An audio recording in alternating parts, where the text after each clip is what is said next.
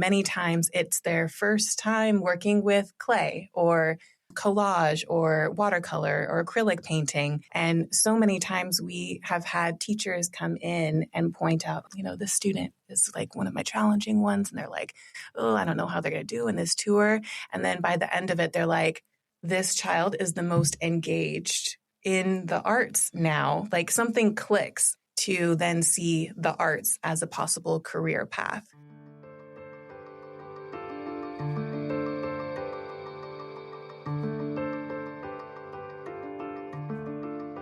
Welcome to the Nonprofit Podcast Network. Our purpose and passion are simple: to highlight the incredible nonprofits that make our communities stronger. Each episode is a chance for these organizations to tell their story in their words, sharing not just what they do, but why it matters to the people they serve, to their supporters, and to all of us who believe in the power of community. Through podcasting, we hope to amplify their voices, inspire connection, and give them one more tool to impact the hearts of donors, partners, and neighbors alike. This work is made possible through the generous support of our incredible partners: Cap Trust, offering fiduciary advice for endowments and foundations; Western Health Advantage, a local not-for-profit health plan that believes healthcare is more than coverage. It's about caring; CORE, Executive Leadership and Comprehensive Support Services. They work in it so you can work on it. And Five Star Bank, a local, trusted advisor to community nonprofits for over 25 years. This episode, I'm sitting down with Mary Tess Mail, Executive Director of Blue Line Arts. We talk a lot about impact in the nonprofit world, but what does it look like when that impact is creativity, connection, and community all rolled into one? For nearly 60 years, Blue Line Arts has been doing exactly that in Roseville, creating a space where artists, students, and the community don't just experience art, they become a part of it. What started as a small group of volunteers in a storefront has grown into a regional hub for exhibitions, education, public art, and real relationship building between artists and collectors.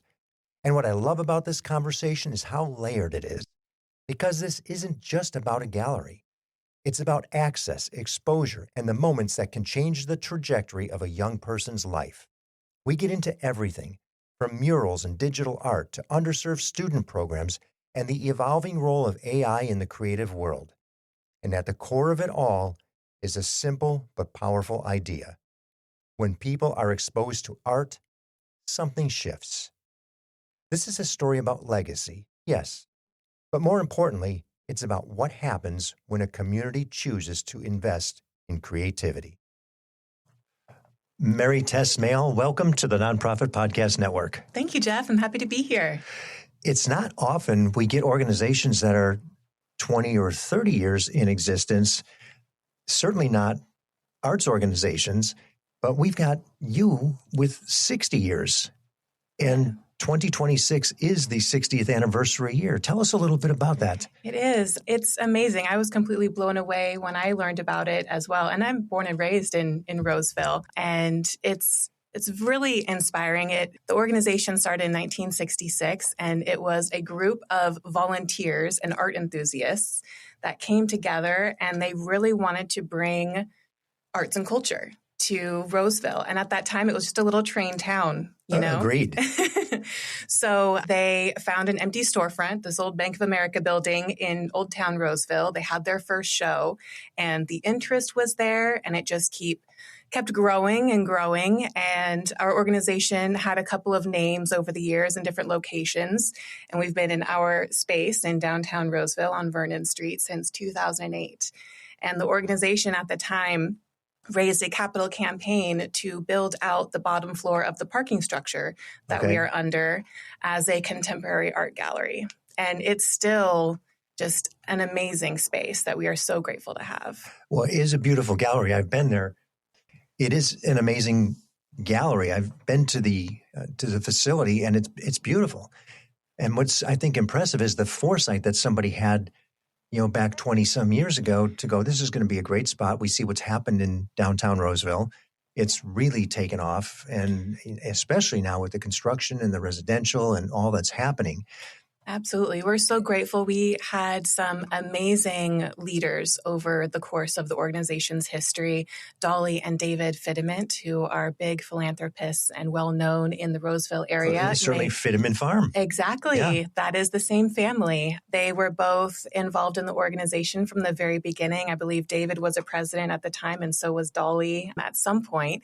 And then June Wanish was the first female mayor of the city of Roseville, and she's one of our founding mothers, along with Marvis Smith. And they really put so much time and dedication and foresight into what this organization could provide, not only the community, but also artists and students of all ages. So we've continued to evolve. And you've seen it over the course of the last 10 years even change dramatically, because that area is growing so rapidly between Roseville and Lincoln and Rockland and everything that's happening there.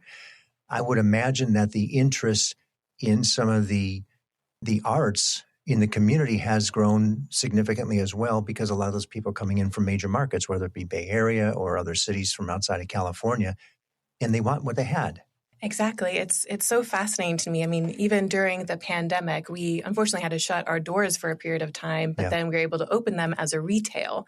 And we had so many different people stumble upon our little gallery, and we would always ask them, like, how did you find out about us? And, they would be so excited to have found us because they looked for art near me. They just moved to the area and they're looking for some type of cultural touch point of what they are used to having in big city environments, and have found us and have become involved either as a volunteer or a member or an artist displaying their work. So we're grateful for that little Google search.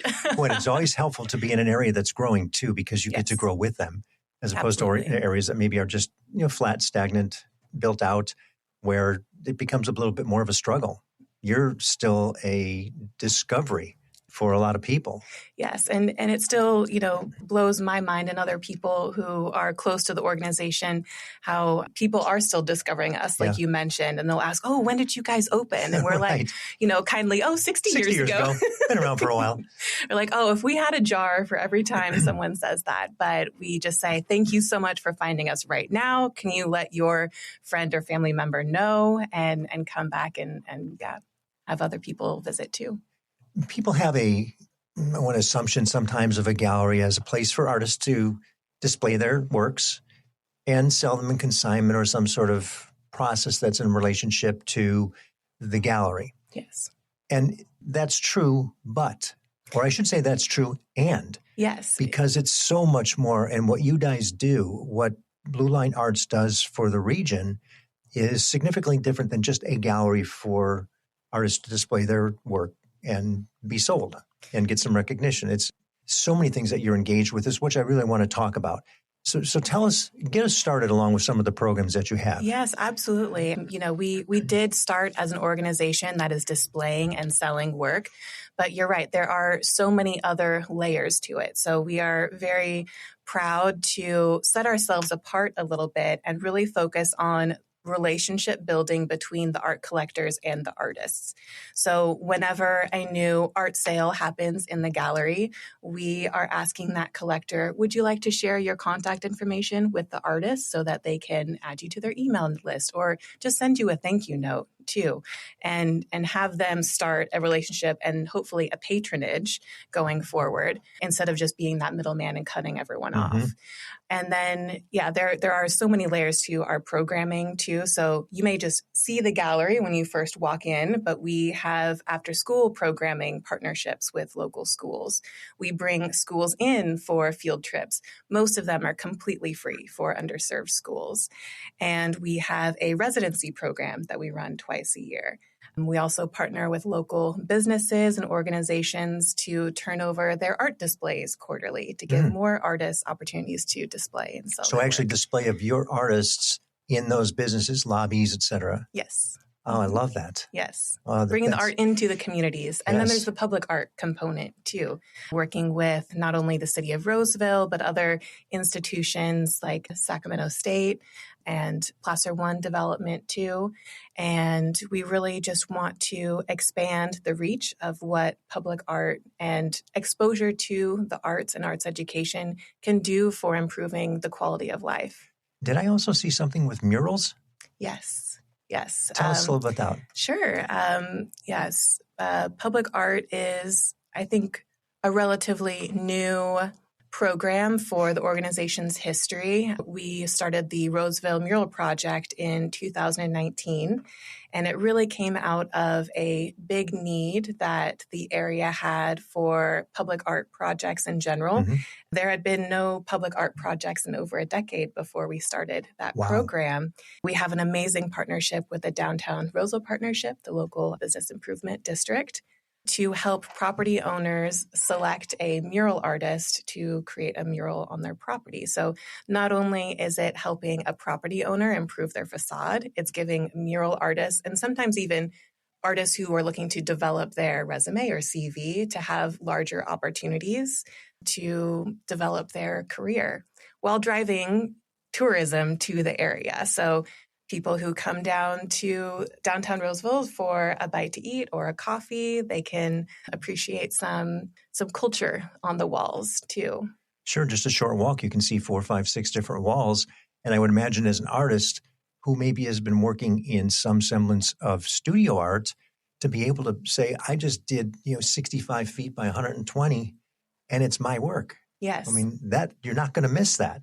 Yes, and we have so many fun stories of working with different mural artists and them sharing with us, this opportunity is so exciting. This is my largest mural yet. And we love hearing that because mural artists, I mean, they can just keep going larger and larger and larger. And the more projects they have on their resume, the more poised they are to be selected for future projects. Right. Outside of just little old Roseville. It's so neat to see that stuff.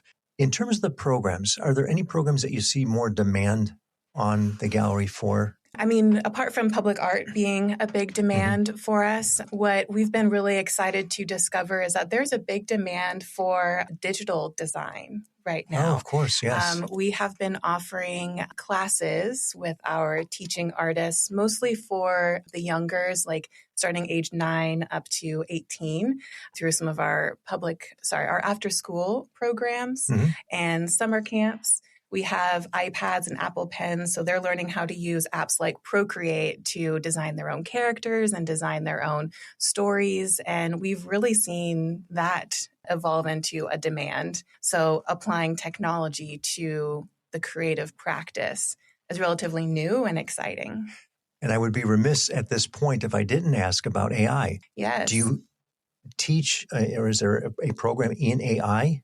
For art? We are not offering a program on AI specifically right now, but it is a conversation that we have oftentimes with artists that are asking us, how they are either using it as a tool or not. We have some artists that work in digital art who are now including in the label of their art, digital media or digital photography, non-AI generated. Right. Like adding that little disclaimer in there. And if they don't add that disclaimer, then we're reaching out to them and asking, how did you make this? Because chances are we will have a visitor who comes in and asks. Mm-hmm.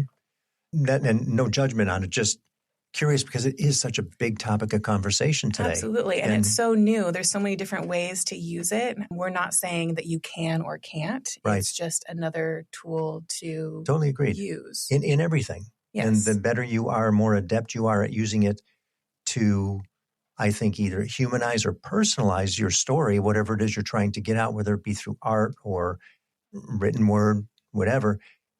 That's the value. Mm-hmm. That's where we're starting to see they're really good at that. Boy, I wish I could, because they're using the tool properly. Yes. And not and having shortcut. that dialogue yes. in an open format. No, I bet you there's many artists yes. right now that are excited about what it's allowing them to do that they couldn't do before. Mm-hmm. Or certainly minimize some of the time commitment that it takes to do certain things that are still their original thought process. But the tedium, let's say, of whatever it is that it takes to get done for virtually what would be apparently the same outcome could really be beneficial. Yes, there's a whole spectrum of different opinions on it, and it's very interesting. Oh, and I'll bet you significantly so in the art world, because there certainly is in the literary world, which is art, and in the performing arts, of what's real, what's not. On the communities that you engage with in the region, the other organizations, nonprofits, are there any that you can say, yeah, we work with them and we work with them, we work with them? What does that look like? Yes, we love collaborating with different nonprofits. We have a long history of working with the Kingsley Art Club. They're housed at the Crocker Art Museum. We have a Crocker Kingsley show that we host in the gallery every 2 years. Oh, you bring the Crocker out. Yes, and it's amazing. The Crocker, their curatorial staff comes out to that show, selects their 6 favorite pieces to take to the Crocker and have on display at the museum following the show. Oh, how fun. So that's a huge career boost and builder recognition for the different artists that are displaying their work in the gallery.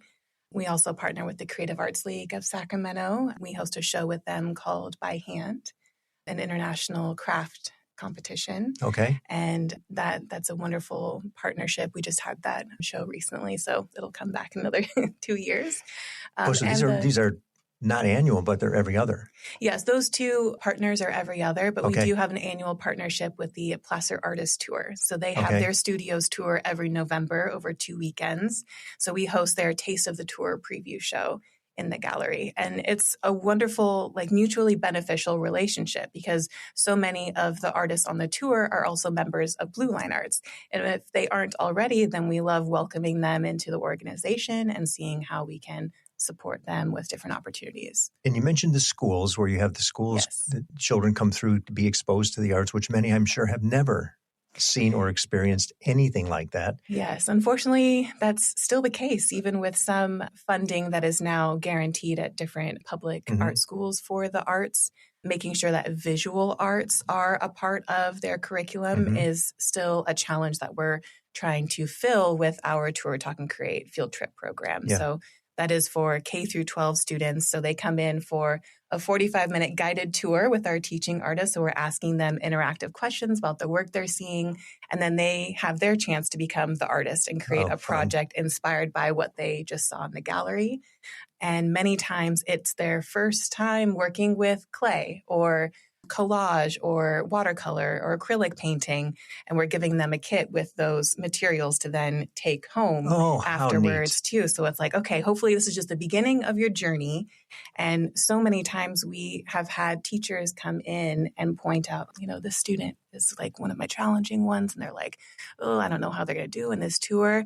And then by the end of it, they're like, this child is the most engaged in the arts now. Something clicks for students that aren't, say, academically inclined to then see the arts as a possible career path. I just love that about the program. I can imagine. And we don't know where that next artist, thriving artist, budding artist, whatever it may be. The possibilities are endless. They're there. Yes. And they're there by the exposure that may trigger it, as that teacher saw. We had Allison Cagley, and she's amazing. Did a wonderful job of explaining the value she's trying to create in the schools.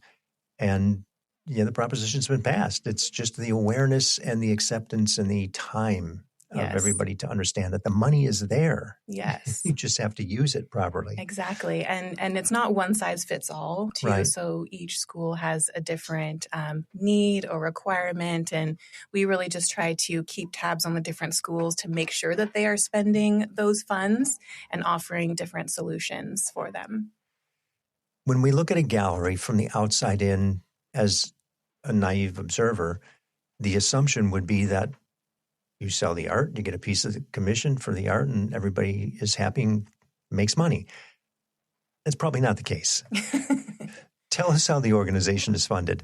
Sure. It is funded partially by some art sales. I'm really proud of how diversified the revenue streams are for the organization, and that's really been built over the legacy and time. How it has evolved. About 30% of our revenue comes from our amazing sponsors during our fundraisers, of which we hold 2 per year. One is called Lottery for the Arts, and the other is our Gallery Gala Benefit Art Auction. And then we have our contributed income, which looks like our donations, our grants, and our memberships. We have a whole variety of different membership levels.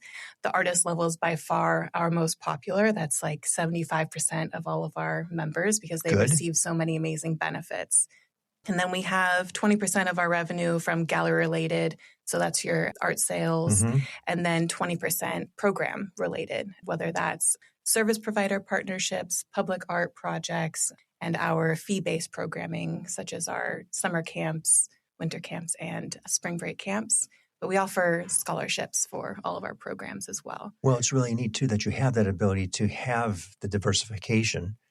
It's so critical today because of the way funding's coming through. It is. That if you don't have it, you may be struggling. Yes, and I didn't recognize how important that was until the pandemic hit, and we had to rely on different revenue streams than what we had previously. We'll be back shortly to continue the conversation with Mary Tess Mail of Blue Line Arts after we hear from the people who so graciously make this program possible. I'm James Beckwith, President and CEO of Five Star Bank. We're dedicated to supporting nonprofit organizations who advocate for the strength, resilience, and vitality of those they serve. When nonprofit organizations thrive, our community does too. By supporting the Nonprofit Podcast Network, Five Star Bank is amplifying the voices and meaningful impact of our nonprofit community. We're Five Star Bank, a trusted nonprofit partner. How can we help you? We are really excited to be part of the family and contribute to the work that you all are doing. CORE provides fractional and interim executive services, along with comprehensive back office solutions that go into our client sites and do the work to give them the capacity they need in order to move through transitions, whether that's planned or unplanned. Or companies also work with our accounting and finance, back office solutions, human resources, technology, and administration. The reason why our back office solutions add value is because we save them time and money, anywhere from 20 to 30% of what they would spend on that back office solution. We work in it so they can actually work on it. CXORE.com and contact me directly at dteat@cxore.com. If you're interested in learning more about how CORE may help your organization, visit CXORE.com. Hello, this is Scott Thomas with Cap Trust in our Sacramento office. I specialize in working with local nonprofits and associations. Annually, we survey private and public nonprofit organizations across the country to better understand challenges they see in today's environment. In our more recent survey, we heard concerns about proper board governance, mission-aligned investment, and how to implement alternative investments. If you would like a copy of the survey or to discuss your organization, look me up, Scott Thomas at captrust.com. At Western Health Advantage, healthcare isn't just a service. It's a shared value. As a nonprofit leader, you need a health plan that understands the importance of mission-driven work. Western Health Advantage is a local, not-for-profit health plan that supports organizations like yours with affordable, flexible coverage options for your team. But what truly sets them apart is their commitment to community, supporting nonprofits like the American Heart Association, Sacramento Ballet, and the Crocker Art Museum's Pay What You Wish Sundays. With access to top-tier providers and dedicated local support, Western Health Advantage is more than a health plan. It's a partner in your purpose. Explore your options today at westernhealth.com. Western Health Advantage, healthcare with heart, designed for those who give back. Tell me, in terms of impact, when you look at the gallery itself, you could probably say, okay, well, this artist went on to whatever greater heights and performing whatever they're doing, wherever they're showing their works and selling for big value. But that's probably a very, very, very small percentage of the people that come through. How do you gauge the impact, the value that the organization brings to the community?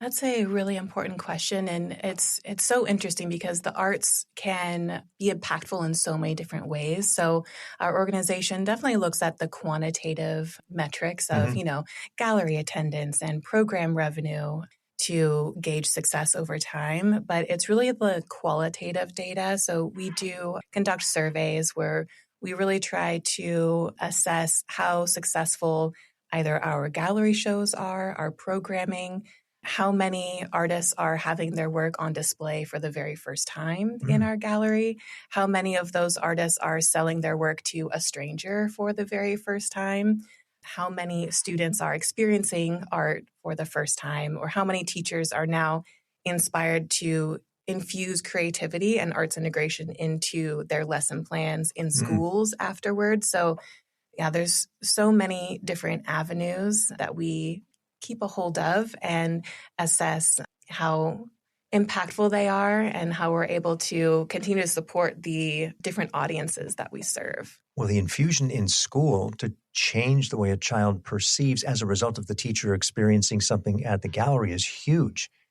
I really like that because that's sustaining. Yes. You know, that teacher will not, if it's successful in the classroom, that's going to continue as a result of some exposure that happened through the program. Absolutely. We do experience teachers who come to the field trips that are apprehensive, like, oh, is my class going to behave? Is this going to be as impactful or instructional? We have lesson plans that are informed by California art standards that we provide the teachers. And we're really trying to give them a window into what they can infuse into their classroom going forward. And a lot of times we're just giving them a little bit of confidence and a couple of ideas that they can then take to those students that are maybe challenging in different areas. And if art is what helps things click for them, that can assist the teacher too. Oh, I love that. Especially because we know our teachers are so challenged. Oh my There's gosh. so many things going on in that classroom at any given point in time. Yes. And more so today than it was, I think, any time in the past. Yes. So that's why we really want our field trips to be an amazing experience for them. We make most of our field trips are completely free for them. And we also reimburse the cost for the bus transportation because we learned that that was a big sticking point for teachers to participate. Just getting in there. Yes. Okay. And I would imagine at some point there's the ability for people to even underwrite that or grant it. Yes. To say here's a block fund for field trips. Yes, we're very grateful. We've received grant funding from California Arts Council, Placer Community Foundation, and the City of Roseville Reach Grant as well. Oh, wonderful. Over the years. What's the total budget you work with? Right now, we have a budget of $630,000 for the year. That's a sizable chunk of dough. It is sizable, but with so many different programs. Oh, we always want it to be more, of course, because that's how we can sustainably grow. Yes. Too. But, we have a whole bunch of funding that we give back to not only the artists' commissions on, the sales of their work, the public art commissions. We work with teaching artists. We work with live musicians during our receptions, photographers, videographers, really trying to sustain the creative economy. That's a great segue to a vision. And you've been there for 10 years. You're from Roseville. I would say you have a pretty good grasp on what's happening, both in the community and with the gallery. If a donor comes in of means and says, boy, Mary Tess, I love what you're doing. I love the look. I like the feel of the gallery. What would you do if I gave you a blank check and said, here, now what? That would be a dream come true. Besides pick me up off the floor first. Of course. That would be an amazing moment. And instead of just, say, adding more programming, I believe what I would do is just go deeper in what we currently have to offer. That would look like more stipends for the artists that are, say, producing public art projects, solo exhibitions. Residency program could be completely expanded. Then the second one would be a focus on the students that we're serving. So being able to maximize the number of school trips that we're able to provide throughout the school year, the bus transportation, and maybe even stipends for each teacher that's coming in to help them with their arts integration. And then third, I think would really just be underwriting the compensation for the people that are doing the work. Sustainability to me looks like making sure what we are doing is able to continue to grow over time. That would also include updating some of the policies in the area to help sustain the arts as well. I know that every executive director, CEO, president of a nonprofit organization carries that with them all the time. Yes. You're always thinking, okay, and you're always challenged too, because while you may get either annual or 2-year, 3-year, some cases 4 or 5-year funding, there's still that question always of, okay, I got to get, and what's the next step going to be? So Absolutely. it's there. Mm-hmm. And certainly in your case where art is everywhere, you can't not see it when you go out. So I'm sure it reflects back onto the gallery or a program or something that you're working on. So this next, we're going to do something a little bit different. It's called Beyond the Mission. And I'm going to ask you some questions for people to get a feel for what you're like. What's Mary Tess do when she's not, Okay. the gallery manager and executive director of Blue Line Arts. Mm-hmm. All right. So then these will be fast. Just quick questions. Okay. Coffee or tea? Ooh, both. Okay. That works. Caffeine. Early bird or night owl? Ooh, early bird. One word your team would use to describe you? Ooh. Kind. Okay. Podcast, music, or silence on a long drive? There's a right answer here. No, I'm kidding. That one. Audiobook. Okay. Go-to comfort food? Mac and cheese. Favorite hobby? Painting. Dog or cat? Dogs. Okay. And best piece of advice you've ever received? Oh. Just try to do your best. Okay. Anything that you would like to leave with our listeners before we close? I would really love to just invite whoever is listening to visit Blue Line Arts. There's always something new to see. We change shows every 6 weeks. We feature everything from ceramics to photography, painting, drawing, and we really love giving a platform to artists of every stage in their career. So students will have shows, emerging artists, established artists. So I hope that whoever's listening is interested in just showing up. We have receptions every third Saturday of the month too, and that's a great opportunity to meet the actual artists who created the work that you see on the gallery walls. And I actually have an amazing story. We had a reception recently where the artist was there and we had a couple wander in after they enjoyed a dinner downtown and they fell in love with a work of art. And they came over and they said, oh, we really love that piece, but it's a little out of our price range. And I was like, oh, I'm so sorry to hear that. It is a lovely piece.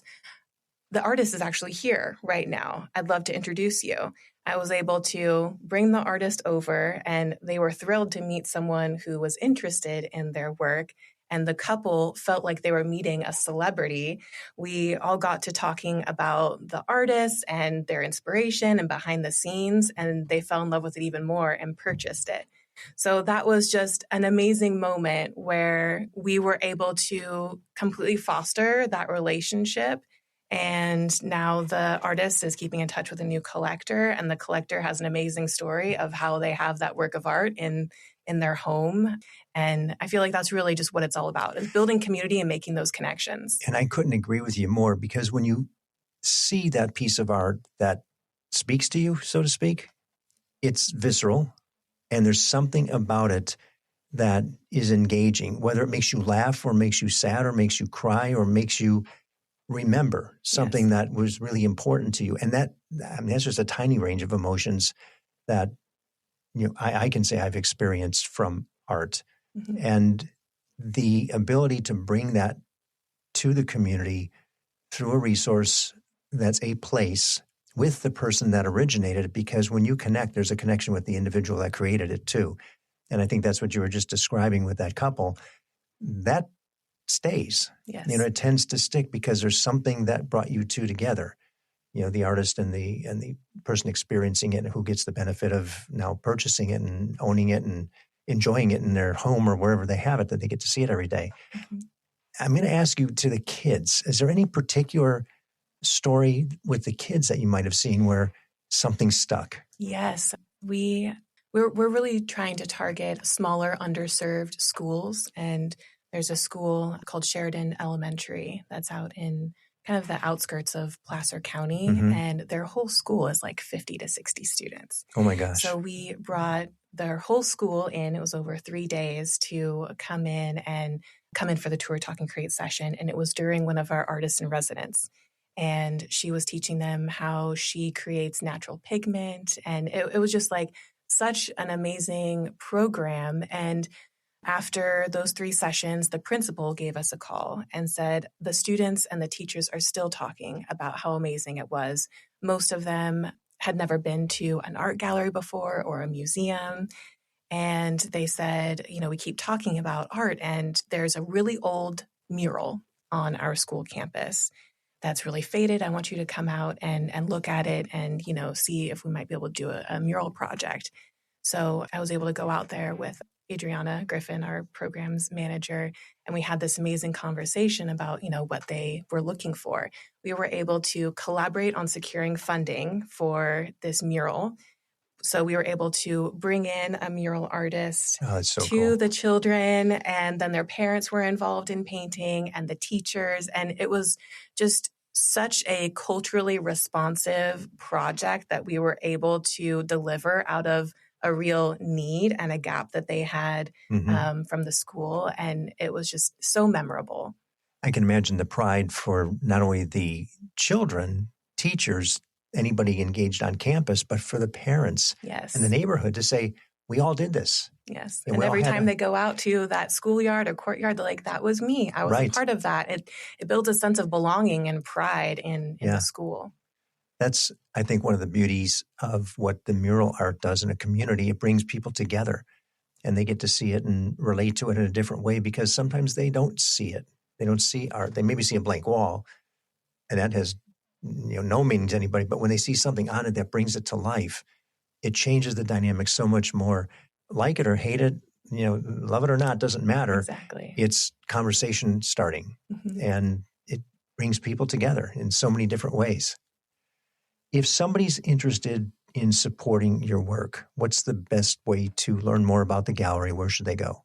Yes, we have a website, bluelinearts.org, where we have a list of our different program offerings, our upcoming events. We would love to have, them join as a member to help support the organization. And I welcome any, conversations with possible volunteers, community members, board members. Before I close, I forgot to ask you a question. Oh. Blue Line Arts. I know it started Blue Line Gallery, and because that was kind of limiting, you opened it to arts, which is, I think, brilliant. But where's the Blue Line part come from? How did that name originate?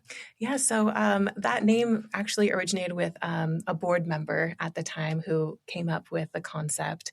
He was like looking down at the gallery from, I think it was like an airplane or something, and decided that would be an interesting name for it. Jim Hershinger, he's amazing. And, over time, I feel like the name Blue Line Arts also has a great starter quality to it, like the blue line drawings of architectural That's plans. what I thought. It can be the initial stepping stone to the next step in someone's career or experience with the arts. I love it. I love everything about it. I am so appreciative of the fact that people take the time to do this, because so many of us don't. And it's just too busy. Yeah, we're all living busy lives, right? But hopefully, we can step outside of that and experience something new. And we are always free for any visitors to come in and experience. And we also list all of the work for sale on our website too. Well, in curating the creative for people who aren't as much, or maybe not as expressive, whatever it may be, it's just good that somebody does that, because otherwise those expressions don't get seen, heard, experienced in any way, shape, or form. And that's what you guys are doing. And for that, we thank you. And we appreciate the way that you engage Blue Line Arts in the community with your team, with these original founders who had the foresight to say, let's do this. in what was a dusty little suburb, known for its railways. Yes. Back in the day in the 60s when, Roseville was just barely starting to develop. So for all of that and for what you do on a regular day-to-day basis, congratulations. And especially so 60 years later. Thank you. It's an amazing legacy that we're grateful to be able to celebrate. Thank you. Thank you. Thank you for listening to the Nonprofit Podcast Network. We hope today's episode inspired you and gave you a deeper look into the work of our local nonprofits.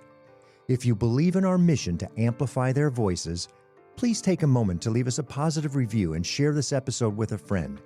It helps more people discover the incredible work happening in our community. And don't miss future episodes. Subscribe to our weekly updates and monthly newsletter at nonprofpod.com. And if you're part of a nonprofit that would like to be featured, we'd love to hear from you. Just visit the Guests tab on our website. The Nonprofit Podcast Network is recorded and produced at Hear Me Now Studio with generous support from our outstanding partners. CapTrust, fiduciary advice for endowments and foundations. Online at captrust.com. Western Health Advantage, local care with community impact. Find the plan that fits at westernhealth.com. CORE, executive leadership and comprehensive support services. Visit cxore.com. And 5 Star Bank, a local trusted advisor to community nonprofits for over 25 years. 5starbank.com.